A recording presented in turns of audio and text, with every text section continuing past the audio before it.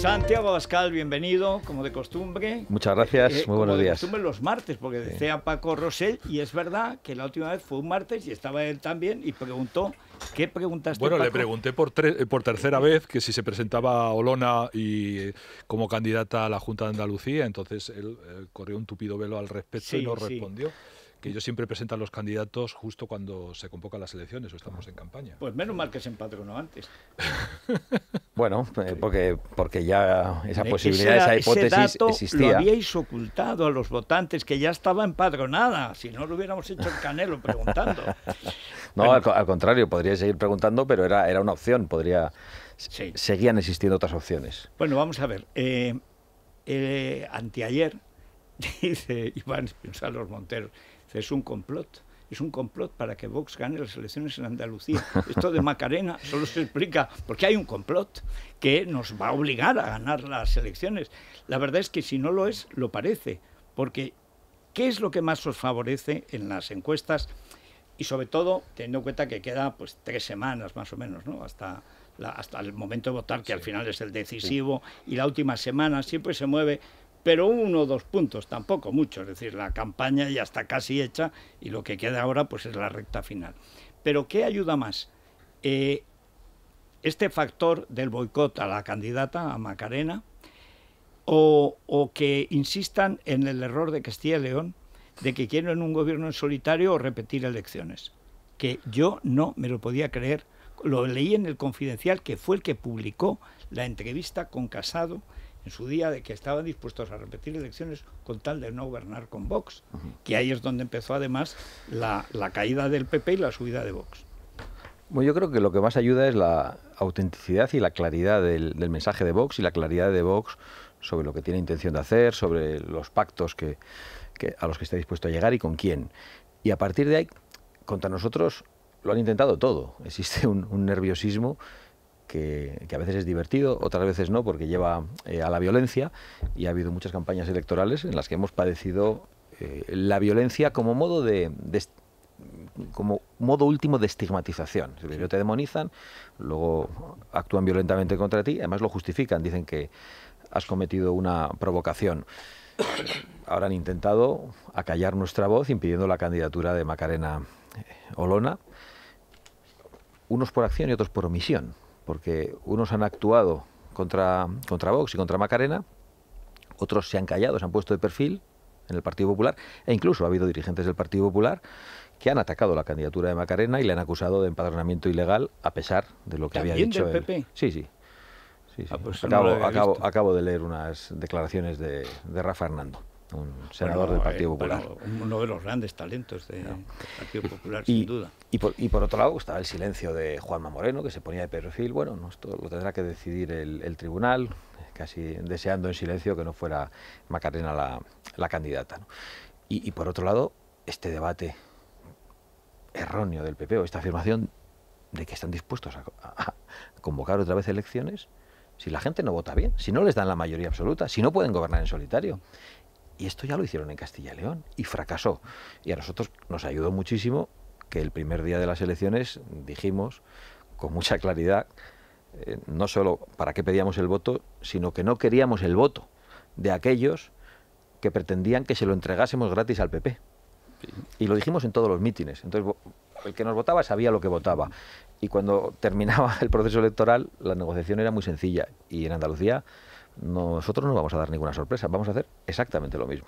Es decir, que si hubiera, digamos, una mayoría simple, muy simple, la última encuesta, la de OK Diario de ayer, luego repasamos encuestas y tal, entonces no llegas a lo de Luis Herrero, pero es bastante encuestado.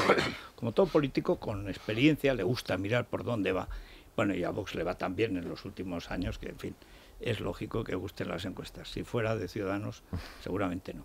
Pero hay una cuestión que a mí me parece difícil de entender. Antes decía Paco que es quizá porque no asumen la realidad.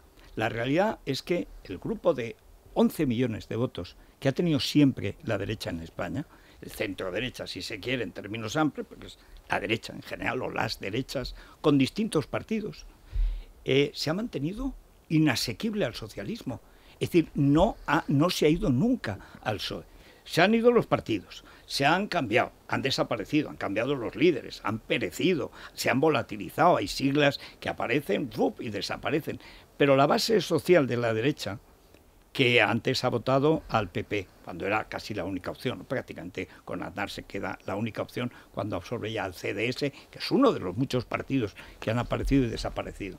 Pero cuando ya empieza la eclosión de Vox, que viene después de la eclosión de Ciudadanos, es tan evidente que el PP ha perdido la primacía, digamos, la legitimidad como el partido legítimo, que yo no entiendo por qué se empeñan en desconocer un hecho, que es que jamás habrá una mayoría absoluta del PP. En cambio, en las encuestas sale una mayoría de las derechas, del PP y Vox, pero como no la ha tenido nunca ni el PP, la encuesta era espectacular. La última que he leído en la cosa esta, el plural, pero es de Leptomanía, que es más fiable, no sé cómo han llegado al acuerdo con el diablo, de pagar bien pero es que están en 190 escaños en las generales hoy PP y Vox, sin contar Navarra Suma. O sea, pero no, sería casi los 200 escaños de Felipe en su momento, cuando el hundimiento electoral, que no en votos de la derecha. ¿A qué se debe esto que ahora favorece a Vox, pero no sé si en algún momento lo puede perjudicar? Este empeño en no reconocer que el voto en la derecha está dividido, lo va a estar mucho tiempo, probablemente para siempre, porque dos tendencias, y alguna vez lo dijimos, y además yo creo recordarte a ti, diciéndolo hace, pero como 1 año o 2 años. Hay gente que nunca nos va a votar a nosotros y hay gente nuestra que nunca va a votar al PP, pero los dos queremos echar al PSOE. Luego, eso es así, esa es la realidad. ¿Por qué cuesta tanto admitirla? Es que no lo entiendo. Bueno, a mí me resulta mucho más fácil admitir la realidad que lo que le resulta al Partido Popular, porque nosotros vamos para arriba y el Partido Popular va para abajo. El Partido Popular viene de haber tenido, como recordabais, una mayoría absolutísima, no solo en el Gobierno de la Nación, sino en todas las comunidades autónomas, y de haberla desaprovechado. Y nosotros venimos de la irrelevancia, de aspirar a tener un escaño en el Congreso de los Diputados, y nos encontramos con 52 y con encuestas que nos acercan al centenar.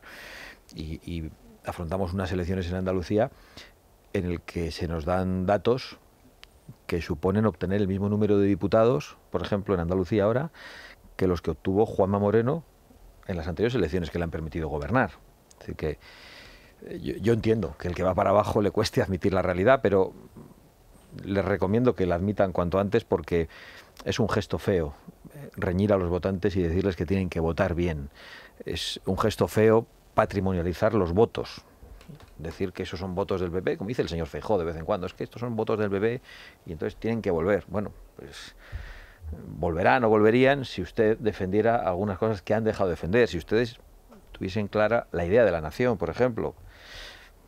Pero parece que tienen muchas dudas. Claro, hemos escuchado el otro día al señor Elías Bendodo decir que España es un Estado plurinacional, porque claro, le escuchan a Feijóo hablar, yo creo que erróneamente, pero con cierta finura en Cataluña, de las nacionalidades, y luego dicen, no, es que está en la Constitución. Bueno, pues aunque esté en la Constitución, mal en la Constitución, y lo que no puedes hacer es adoptar el lenguaje del acuerdo constitucional que han abandonado los nacionalistas y la izquierda, y el PP se abraza como si fuera su propia ideología, y va a Cataluña y habla de las nacionalidades. Y entonces algunos en Andalucía quieren ir más allá y dicen, España es un Estado plurinacional, es decir, ya no es una nación.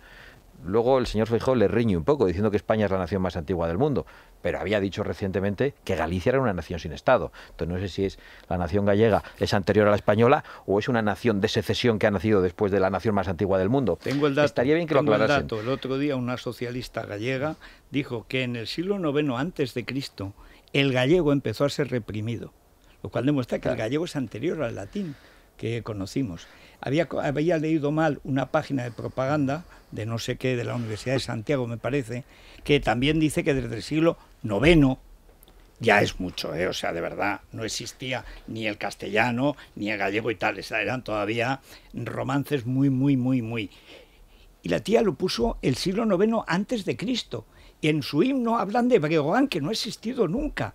Claro. Pero yo de verdad, es que no entiendo. A mí hay cosas del PP que me dejan boquiabierto. Y tú has echado los dientes allí. Bueno, casi te los han roto allí, más bien mal. En el PP.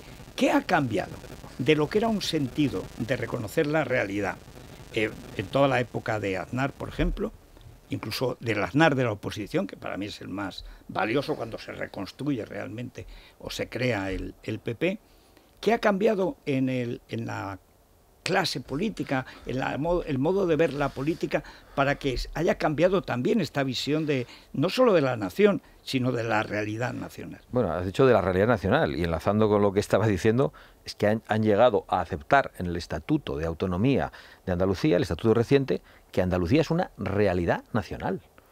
Entonces, claro, tienen un problema. Y no es una cuestión terminológica. Esto es importante, porque cuando no tienes clara la idea de la nación, te cuesta defender a los nacionales, te cuesta saber quiénes son, te cuesta defender la igualdad de derechos y libertades en todo el territorio nacional, te cuesta defender las fronteras, te cuesta defender el interés nacional, por ejemplo, para explorar nuestros recursos naturales y para no suicidarnos en el Congreso de los Diputados, como hemos hecho hace un año, con voto de todos los partidos, salvo Vox, con una ley climática, que es el suicidio de la nación, que nos empobrece, que nos impide hacer absolutamente nada, que nos convierte en dependientes de otras naciones. Ese es el problema. ¿Y qué ha cambiado? Pues no sé, pero lo veía el otro día en la declaración que creo que hacía Feijóo en el Congreso del PP de Madrid. Decía, no, es la economía y vamos a dejarnos de debates estériles. Si la economía es muy importante, no es estéril, sin ninguna duda, es muy importante y hay que tener una propuesta económica alternativa. Pero ¿es estéril combatir la legislación ideológica de la izquierda? ¿Es estéril hablar de la soberanía energética? ¿Es estéril defender las fronteras? ¿Es estéril decir que hay que derogar la ley de memoria histórica? Por cierto, una de las cosas que el PP no ha querido cumplir del acuerdo con Vox en Andalucía. Entonces todo les parece estéril, salvo hablar de economía, salvo presentarse a los ciudadanos como unos señores que equilibran las cuentas públicas. Y eso ha cambiado realmente. Sí. Ellos antes eran de otra manera, ahora son así. Pero bueno, por suerte los españoles tienen otras opciones y alternativas. No quiero acaparar y abusar. Yo hablando de... Manda tweets Jesús Cacho que está todo el mundo tuiteando a Abascal, todo el mundo. Claro. Sobre todo cuando habla tan agradablemente del Partido Popular.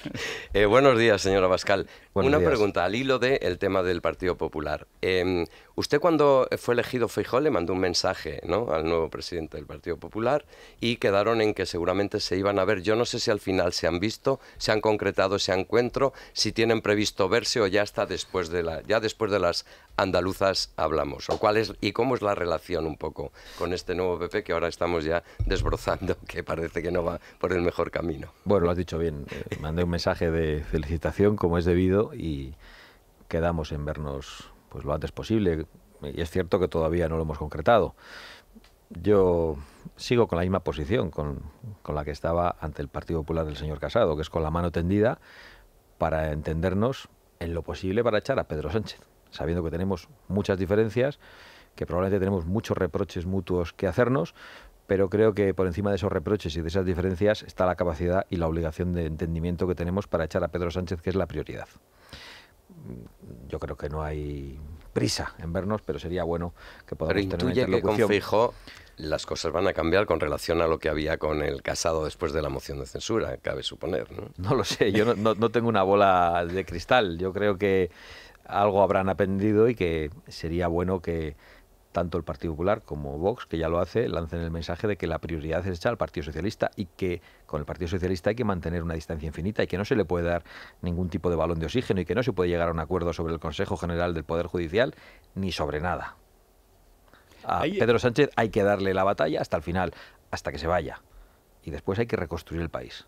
El miércoles pasado, en lo que fue, para mí, pues un gesto propio de Putin, es decir, la sesión de control se convirtió en una sesión de agresión a la oposición directa, es decir, al hecho de que hubiera oposición, ya no diferenciando buenos o malos, porque para ellos ya tan malo es Edmundo Val como Santiago Abascal, como el que esté en el PP, como Cuca Gamarra, la pobre, que no es mala para nadie, esto quizás para el PP, pero bueno, todos son malos, todos son fascistas, todos son franquistas, ya ves, son nazis, y yo no sé qué más cosas son. Pero sobre todo es que un presidente del gobierno agreda a la oposición por el hecho de ser oposición, que eso es lo que se vivió el miércoles, a mí me dejó absolutamente escandalizado, porque una cosa es el sectarismo patológico de la izquierda, otra cosa es el sectarismo traidor a la nación del PSOE. Son tradiciones, pues en fin, como la viruela y estas enfermedades que no se acaban de ir nunca. Y otra cosa es, en las Cortes, en el Parlamento, atacar a la oposición parlamentaria, deslegitimarla por completo y además presumir de haber creado pues una especie de nueva legitimidad, nueva legalidad y no sé muy bien qué. Pero es que claro, lo de Macarena Olona vino justo después. Después de el miércoles, creo que es Vicky Rosell la que se pone creativa y dice, se ha comprobado el empadronamiento, como si Macarena Olona, abogada del Estado, no lo hubiera comprobado antes. Bueno, pero ese momento, el del miércoles pasado, que yo eché en falta que la oposición en bloque, claro, el problema es que la oposición no actúa en bloque. En la época de Cayetana, por ejemplo, presentaban a veces, pactaban, Iván, Macarena, Cayetana, pactaban juntos y se relevaban, pues como hay que hacerlo, si el enemigo es más fuerte, entre los pequeños tienes que pagarle al grande. Ahora, pues yo vi una falta de, digamos, de percepción de la gravedad de que Pedro Sánchez, que es un ser sin escrúpulos, pase a la agresión a la oposición democrática como tal, como se hizo en bloque, o sea, no a un partido, no a una idea, no a un concepto, no a unos presupuestos, sino a la oposición como tal, me pareció tremendo.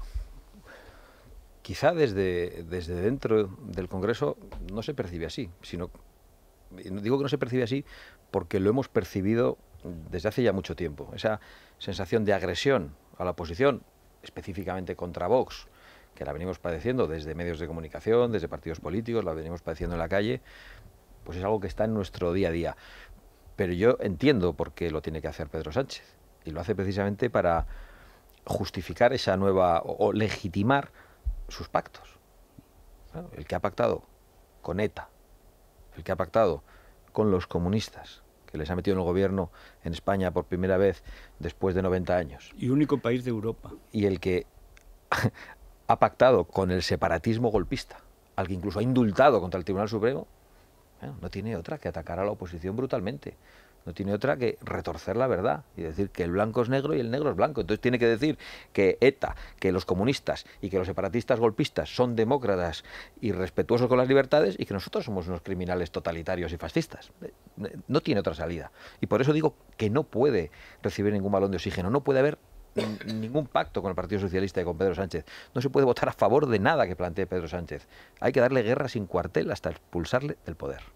A mí me gustaría hacerle dos preguntas. Una tiene que ver, las dos están de actualidad. La primera de ellas con las manadas, tanto las que actúan y las investigaciones policiales las confirman, como aquellas que las investigaciones policiales las desmienten. En las últimas horas hemos tenido constancia y conocimiento de varias. ¿Van a seguir ustedes pues apostando por esa ley integral familiar en contra, digamos, de las leyes de género, si va a seguir siendo una de sus prioridades?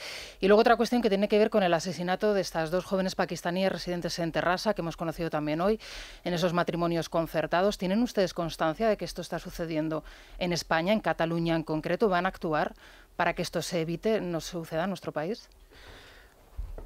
Bueno, yo creo que nosotros estamos precisamente solos en el combate de la inmigración ilegal y masiva que está detrás del aumento de algunos de estos problemas.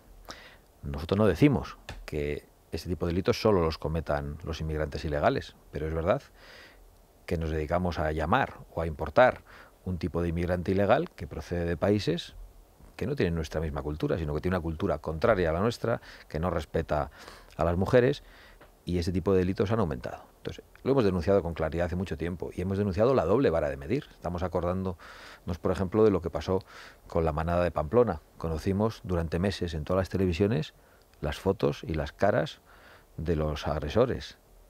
Sin embargo, el resto de manadas que suceden por todos lados, o de los agresores que, como el de Cataluña recientemente, que agredió a una niña destrozándola, claro, las caras no son conocidas. El caso de Igualada no aparecen en la televisión y deberíamos conocerlas. No aparecen ni los nombres, los dejan se sabe a veces solamente en las iniciales. Encima algunos son menores, acaban unos años en un centro de menores y acaban saliendo años después y vuelven a delinquir. Aquí hay varios problemas juntos. Uno, que es el de llamar a la inmigración ilegal y traer a gente totalmente inadaptada y que no se puede adaptar y que no se quiere adaptar.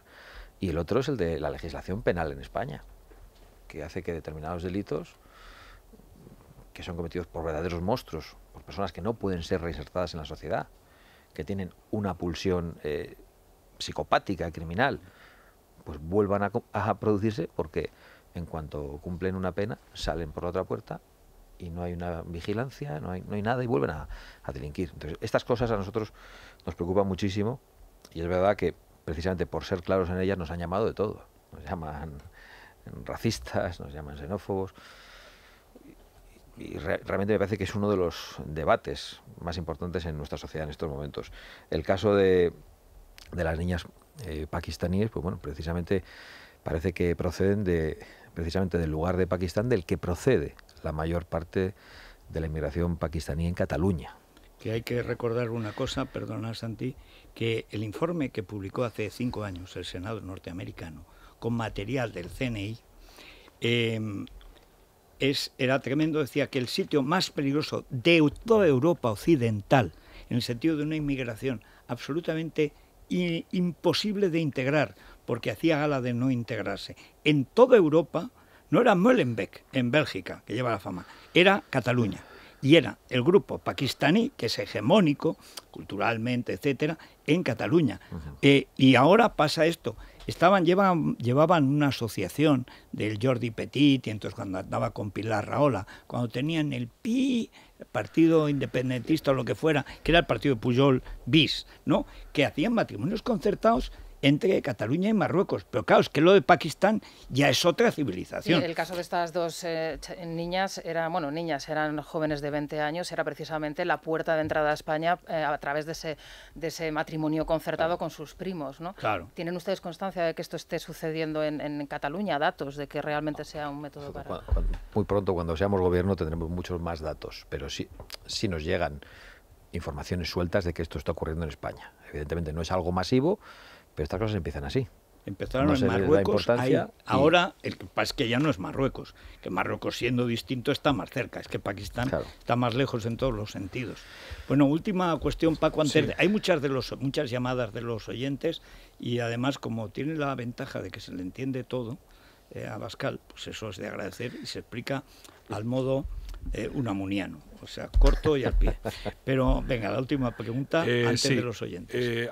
Yo creo que la campaña, tal como se está planteando en Andalucía, sobre circunstancias extemporáneas, como el tema de dónde estaba vivía o dónde estaba empadronada, yo creo que beneficia clarísimamente a Vox, pero no sé sí me gustaría saber qué medidas introducirían en el gobierno andaluz si entran en el gobierno, cuáles son los 3 puntos fundamentales, me lo resumiera. Y en segundo lugar, es verdad que normalmente desde el año 82, 23 de mayo del 82, que fueron las primeras elecciones autonómicas en Andalucía, cambió toda, digamos, el tiempo político en España, luego llegó la mayoría absoluta del PSOE. ¿Cree que estas elecciones andaluzas van a tener esa capacidad de cambiar el cambio de ciclo en España, y cómo van a encarar esa fase, digamos, que queda de la legislatura, que es evidentemente, como ha dicho Federico, se pone, no ya casi Sánchez está asumiendo el lenguaje de Pablo Iglesias cuando dijo: ustedes no van a llegar al gobierno, señores de la oposición. Además le dijo a Casado, hay que reconocer que por una vez dijo la verdad a Casado. Venimos señalando, o se vienen publicando, anticipando casos de vieja corrupción para implicar al PP, ahora el tema de Olona con respecto a lo que decía la señora Rosell. ¿Cómo ven toda esa fase terminal? ¿Están dispuestos a presentar una segunda moción de censura o creen que ya no es necesario, sino hay que esperar a las urnas? Bueno, en relación con ese debate en el que nos querían tener enfrascado, que era el empadronamiento de nuestra candidata, pues efectivamente se han equivocado, han actuado arbitrariamente, pero a la vez han señalado sus vergüenzas y nos han permitido recordar que en Andalucía hay 30.000 ilegales empadronados con tarjetas sanitarias que pagan todos los andaluces, y muchos de los cuales, por cierto, estando empadronados en Andalucía, no viven ni en España, sino que están empadronados únicamente para hacer turismo sanitario. Claro. Y esta es una de las cosas, me has pedido 3 puntos, 3 cosas por encima, que a nosotros nos parecen prioritarias. Desde la Junta de Andalucía deben dejar de contribuir al efecto llamada. Habíamos llegado a un acuerdo con el Partido Popular, que no cumplió, para que la sanidad andaluza pusiera en manos de la policía, que lo estaba reclamando, los datos de todas esas personas con tarjetas sanitarias, de todos esos ilegales, para poder proceder a la expulsión de esas personas o la investigación sobre su paradero. Y esto es algo que la Junta de Andalucía no ha querido hacer, y a nosotros nos parece prioritario. Por otro lado, el recorte del gasto político, que ha sido claramente insuficiente. La industria política en España tiene que acogotados a los españoles y está detrás del saqueo fiscal. Os escuchaba antes hablar del empleo público. En España, con 38 millones de habitantes, en el año 75 había 700.000 empleos públicos. Eran funcionarios y normalmente opositores, claro, de oposición de verdad. Y había altos cuerpos de funcionarios vigilando a los funcionarios. Hoy hay más de 3 millones de empleos públicos en España con 48 millones de habitantes. Es decir, la población ha aumentado un 20% y el empleo público ha aumentado un 400%. Al calor de la industria autonómica, fundamentalmente. Y esto es algo que hay que combatir. Y yo creo que hay que combatirlo también desde dentro, en las autonomías. Y hay que ver cómo se puede recortar todo ese gasto superfluo que existe en la autonomía andaluza todavía y aliviar las cargas fiscales de los españoles, que me parece esencial. Y por otro lado, derogar toda la legislación izquierdista, que sigue incólume, tanto en materia de género como en materia de memoria histórica en Andalucía. Nosotros habíamos llegado también a un acuerdo con el Partido Popular, en aquel acuerdo de investidura incumplido hace 4 años, y el acuerdo no era perfecto para nosotros, porque no querían derogar la ley de memoria histórica, pero querían sustituirla con una ley de concordia democrática. Y nosotros no somos partidarios de imponer ningún tipo de memoria, ni sobre la guerra civil, ni sobre la república, ni sobre la transición. Nos parece que la memoria es una cosa particular y que deben tenerla los españoles y que los parlamentos no deben dedicarse a eso. Bueno, pues también eso se han negado a ponerlo en marcha. Y era un punto de encuentro entre el Partido Popular y Vox, no era ni siquiera el programa de máximos de Vox. Bueno, ahora vamos a las elecciones, vamos a tener un resultado muy diferente, esperamos ganarlas y vamos a intentar derogar toda esta legislación izquierdista. Bueno, no, ¿y el tema de la moción de censura o el resto de la legislatura, cómo lo encaran después de lo que pueda suceder en Andalucía, que normalmente, por su peso electoral, puede suponer un cambio de ciclo? Efectivamente, el cambio de ciclo ya se ha producido. Yo creo que desde hace mucho tiempo. Castilla y León también es una prueba, las elecciones de la Comunidad de Madrid, y no tengo ninguna duda de que el cambio que llegó a Andalucía hace 3 años y pico va a ser un cambio mucho más profundo, va a ser un cambio real en esta ocasión. La mayoría va a aumentar, va a haber más diferencia con la izquierda, y yo creo que eso anticipa lo que va a pasar en España. Más allá de lo que digan las encuestas, muchas de ellas manipuladas, no hay más que ver lo que le pasa al presidente del gobierno, que no puede ir a ningún sitio sin que la gente espontáneamente le abuchee. A nosotros nos pasa al revés. Cuando vamos espontáneamente por la calle, nadie nos abuchea. Ahora bien, si anunciamos que vamos a un sitio, el gobierno, que está muy nervioso, manda a sus sicarios, directamente el gobierno, como ocurrió en Vallecas, a intentar agredirnos. Y yo creo que esto anticipa que están muy cerca de perder las elecciones. La moción de censura pues ha sido un instrumento que hemos usado y que nunca hemos descartado su nuevo uso. Pero lo iremos valorando. Es verdad que cada día pasa una cosa nueva y cada día más grave. El jueves comparece el presidente del gobierno para dar cuenta del supuesto espionaje que ha padecido y del espionaje a los líderes separatistas. Bueno, yo quería preguntarle solo una cuestión sobre eso. Porque yo creo que la frase más brillante que se ha dicho en esta legislatura constó solo de un sonido, que es cuando dice Macarena, creo que fue pues de sus últimas apariciones, porque espero que le vaya bien en Andalucía y esté en el gobierno, pero cuando dice, les han espiado, y esta es la cuestión, o sea, que aquí, que funcione el CNI para proteger el sistema constitucional español, al que vulnera el partido de la ETA, el partido del golpe de Estado en Cataluña, o los distintos partidos golpistas, y la parte del PSOE y los comunistas que colaboran abiertamente con ellos, resulta que no se puede investigar. Yo me quedé absolutamente, bueno, primero, celebré pero han insistido.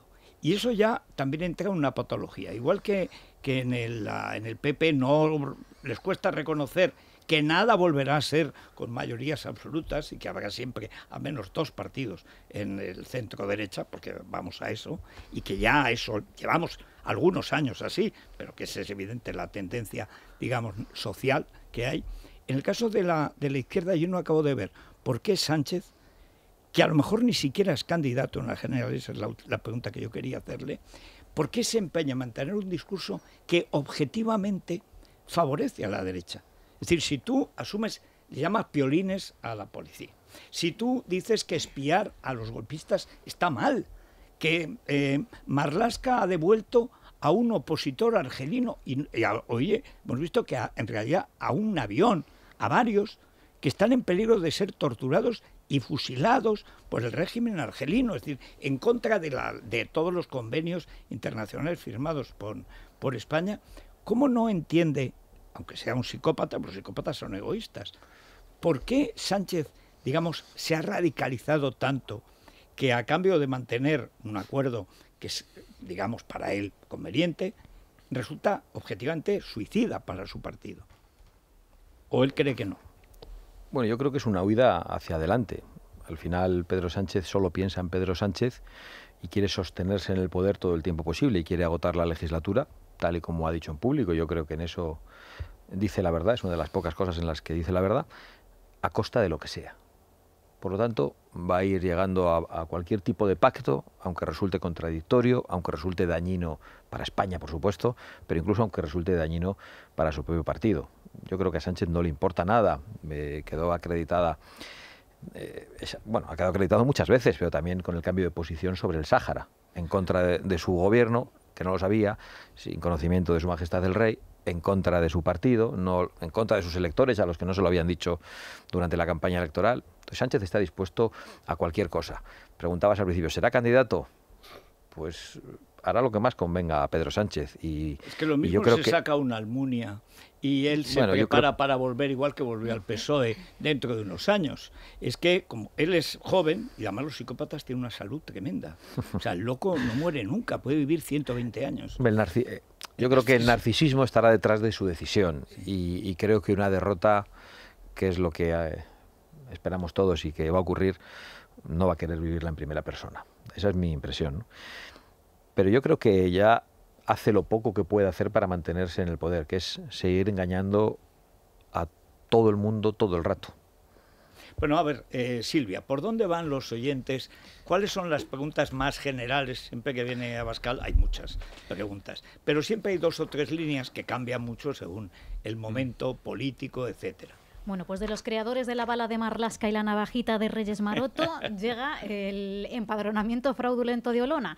En los 3 casos se ha comprobado que el PSOE mentía y por eso el sentimiento es prácticamente unánime. A los socialistas les ha salido muy mal esta jugada con la que pretendían deshacerse de la candidata de Vox a las andaluzas. Esta eterna pre-campaña, a la que ya llevamos mucho tiempo inmersos, se les va a hacer especialmente larga a ellos. Señora Abascal, tras la pausa, escuchamos las preguntas de los oyentes que quieren saber cuáles son los planes de su partido en Andalucía. Es la mañana. Es radio. Bueno, Silvia, vamos por ese aluvión de oyentes que, como sea igual el aluvión de votos en Andalucía, no sé. Bueno, pues como se habla también de posible adelanto electoral ya a nivel general, las primeras preguntas van en ese sentido, clave nacional. Ya estamos preparados para las campañas electorales en Andalucía y esto ya huele a generales. ¿Usted tiene puesto ya en su móvil el anti-Pegasus? Yo quisiera hacerle 2 preguntas a Santi Abascal. Primera, si considera que va a haber adelanto electoral. Y segunda, ¿cuál va a ser la primera ley que va a exigir que se derogue cuando esté en el gobierno? Si entra en el próximo gobierno, ¿va a imponer el que se auditen las cuentas en cada legislatura? ¿O dejamos que el que entre deje peor el país que el que sale? Cuando Vox sea decisivo en el gobierno del PP del 2023, ¿qué acciones piensan emprender para evitar los continuos atropellos de la Generalitat de Cataluña, en especial en temas educativos? Siempre hablan ustedes de estudiar en español en las comunidades, pero hay una cosa de la que casi nunca hablan nada y es trabajar. No es que tengamos que saber un mínimo de ese idioma de la comunidad, sino que hay que tener los cursos correspondientes pasados por escuela de idiomas. Si llega a la Moncloa, ¿me puede decir qué va a hacer con el cubo vasco y con el fuero navarro? Y la segunda es, ¿qué va a hacer para reducir el aumento de violaciones llevadas a cabo por menores de edad? ¿Va a rebajar la edad penal? Si dice el señor Juanma Moreno que no va a pactar con usted, ¿usted le va a dar igualmente la investidura o no? ¿Cree usted que Sí, como parece ser, sale Vox muy bien situado en las elecciones andaluzas. El PSOE, Unidas Podemos y todos los demás de la ultraizquierda que tenemos van a declarar una alerta antifascista. ¿No piensa usted que es desaprovechar a Macarena en Andalucía, que al fin y al cabo solo va a tener un plano secundario, que hubiese estado mejor en Valencia o aquí en Madrid, que la veo que es su sitio también? Señora Abascal, soy un votante de Vox en Valencia y quisiera pedirle que pusiese usted aquí más empeño en poner una cabeza de partido fuerte, porque vemos que la derecha aquí en Valencia flojea. Y además en varios partidos a la vez, que es una cosa sistémica y está a un punto en intención de voto de poder echar a la izquierda. O sea, esta historia recuerdo que la comentamos antes de Macarena, incluso a cuando no se sabían las fechas de Andalucía, pero es una candidata evidente, tan buena, que era ¿dónde hace más falta? ¿Dónde más puede triunfar? Que era en Andalucía, o donde más falta puede hacer para que haya un cambio, aunque estaría también en un segundo plano, que sería en Valencia, donde están las derechas, están a un punto, 2 puntos de que en una campaña eso se puede ganar. Pero bueno, hay muchísimas preguntas, o sea, a elegir. Empezando quizá por esa última. Yo creo que esas elecciones eran absolutamente cruciales, las elecciones andaluzas, tanto para Vox como para España. Y Vox tenía que hacer el mayor de los esfuerzos. Y solo podíamos hacerlo con una candidatura como la que lidera Macarena Olona. Porque en estos momentos es una demostración de la apuesta que Vox hace en Andalucía. Y es un mensaje clarísimo para todos los electores. Vox no se conforma con mandar su programa electoral, sus propuestas, que son interesantes para mucha gente, no se conforma con la fuerza de su sigla, sino que además apuesta por el mejor candidato que puede enviar a Andalucía, igual que lo hicimos en Cataluña. Nosotros pensamos que en Cataluña teníamos que hacer un esfuerzo mandando pues lo mejor que teníamos en esos momentos, que era Ignacio Garriga, lo mejor que teníamos, que ahora es mucho mejor, que está haciendo una labor extraordinaria en Cataluña. En las zaurdas donde les han mandado el cuarto de las ratas, pero no paran, siguen trabajando. Entonces, Vox al final tiene una responsabilidad con su propio electorado y es la de mandar a los mejores candidatos. Y es algo que vamos a ir valorando según sean convocadas las elecciones regionales, porque no descarta, por tanto, Congreso... que diputados conocidos por todos. Claro, es que el Congreso para nosotros está siendo también una cantera para descubrir liderazgos políticos muy interesantes, que yo creo que pueden a veces contribuir más al frente de una comunidad autónoma si conseguimos ganar las elecciones que como simples diputados en el Congreso. Y lo importante es contribuir a ese cambio, a ese aumento de las expectativas que permita echar a Pedro Sánchez. Y nosotros tenemos una responsabilidad como partidos. Lo que el Partido Popular haga, pues el Partido Popular lo sabrá, pero Vox tiene que hacer el mayor esfuerzo para tener el mayor apoyo posible. Y decían que hay que poner una cabeza más visible en Valencia. Bueno, ya llegará. España es... ¿La tiene pensada? No, la verdad es que no. España es muy grande, ahora toca Andalucía. Pero con lo de Macarena nos engañó. Sí, es ¿Por qué? verdad. Porque nos dijo solo la mitad de la verdad. Tenía pensada Macarena para Andalucía y para Valencia. Yo creo que lo dice en el sentido de que si no quieres que no se sepa una cosa, no la pienses ni siquiera. Pero de verdad que no mentí. Lo de Valencia era algo... Era más petición popular que sensación propia, ¿no? Sí. Posible. Pero es que muchísimos oyentes, pero continuamente además. Y eso que ahora mejora la situación del PP con el cambio, luego la caída de Casado y tal, pues es lo que ha pasado. Pero es que sobre todo porque están tan mal con la dictadura lingüística catalanista, que pueblos que siempre han hablado español, pero desde la Reconquista, o sea, están absolutamente, y es un voto muy de Vox, porque es un voto, digamos, de rechazo frontal al separatismo, y no hay una cabeza, o no se atisba, a lo mejor la tiene usted en la suya. Bueno, de todas formas, hay que entender que en Vox no hay un liderazgo regional, o sea, en Vox no hay presidentes autonómicos del partido. En Vox solo hay presidentes provinciales. Y una vez que se convocan las elecciones autonómicas, hay un portavoz parlamentario. Entonces nosotros estamos huyendo de la creación de baronías que creemos que han destruido los partidos nacionales.